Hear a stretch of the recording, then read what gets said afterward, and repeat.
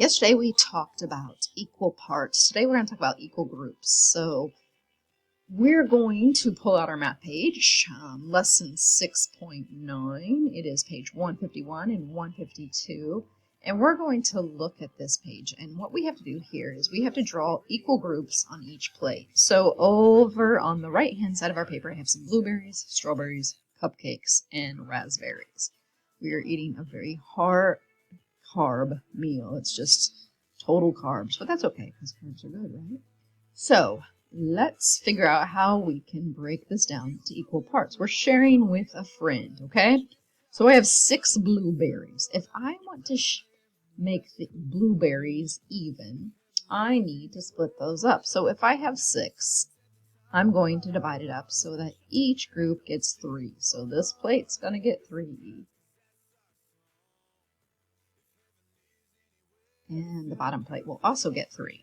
1, 2, 3. And now I've used all 6 of my blueberries. So this person got 3, and this person got 3. Now, when I look at my strawberries, I can see that there are 2 groups of 2. So with that, I'm going to split it right here, and this person's going to get 2 strawberries. And this person's going to get 2 strawberries. And then I've divided my groups evenly. So 2 for this plate, 2 for this plate. Now I'm looking at the cupcakes. I've got 2 cupcakes, all right? So if I see that there are 2 cupcakes, that's pretty easy to determine that each person gets a cupcake, right? So I'm going to divide that there. So there's a cupcake for this guy. And a cupcake for this guy. The cupcakes are really kind of crazy looking, but you know what it is. You know that's a cupcake, right? Okay, and then finally you have raspberries.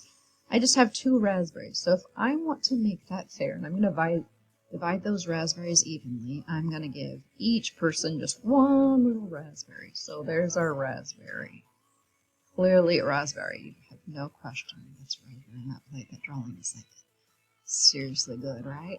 Okay, so I've divided all these things up evenly so that each person has the same thing on their plate. And when my drawing's complete, I can see that both plates are the same. Both of them have a cupcake. Both of them have 3 blueberries. Both of them have 2 strawberries. And each person has 1 raspberry. Okay, that was pretty easy, right? So now I'm going to flip my page over.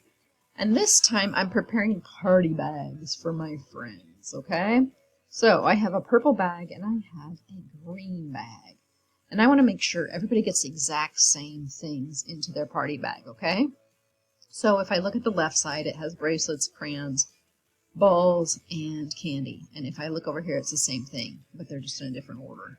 Candy, bracelets, crayons, and balls. So I need to give the person who has a purple bag some bracelets. That means I also need to give the person who has a green bag some bracelets.